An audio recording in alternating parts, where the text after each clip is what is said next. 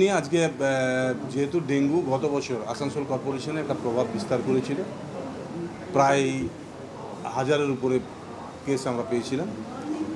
তো এই বছরও যাতে বর্ষার আগে, বর্ষা শুরু হয়েছে, আমরা যাতে মানুষ যাতে কষ্ট না পায়, মানুষ যাতে ডেঙ্গুতে না পড়ে, তার জন্য আজকে মিটিংটা ডাকা হয়েছিল।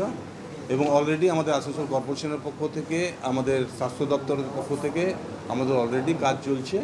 তো আজকের মিটিংয়ে ডিএম সাহেব ছিলেন, এডিএম ছিলেন, আমাদের কমিশনার ছিলেন, ডেপুটি মেয়র ছিলেন এবং সিএমএইচ সাহেব ছিলেন।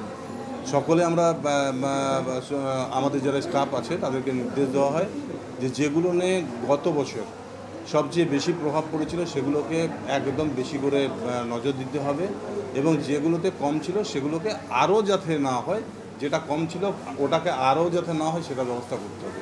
সে কারণে পরিষ্কার পরিচ্ছন্ন এবং মানুষকে, আপনাদের চ্যানেলের মাধ্যমে আমি মানুষকে আবেদন করব, যেখানে জমা জল বা যে ব্যবহার যে যে জিনিসটা করছেন, হয়তো রাস্তাতে ফেলে দিচ্ছেন, সেগুলো না করে পরিষ্কার পরিচ্ছন্ন রাখবেন।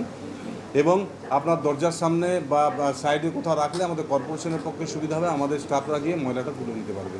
যেখানে সেখানে না ফেলে এক জায়গায় রাখুন, আমরা নিশ্চিতভাবে আমরা ওটা পরিষ্কার পরিচ্ছন্ন ব্যবস্থা করব। এটা আমাদের রুটিন মিটিং। আমরা অলরেডি জুন থেকে এই মিটিং আর আমাদের একদম ইন্টেন্সিভ মোডে ক্লিনিং এগুলো আমরা অলরেডি স্টার্ট করিয়েছি, ট্রেনিং অ্যাওয়ারনেস সবগুলো স্টার্ট করিয়েছি।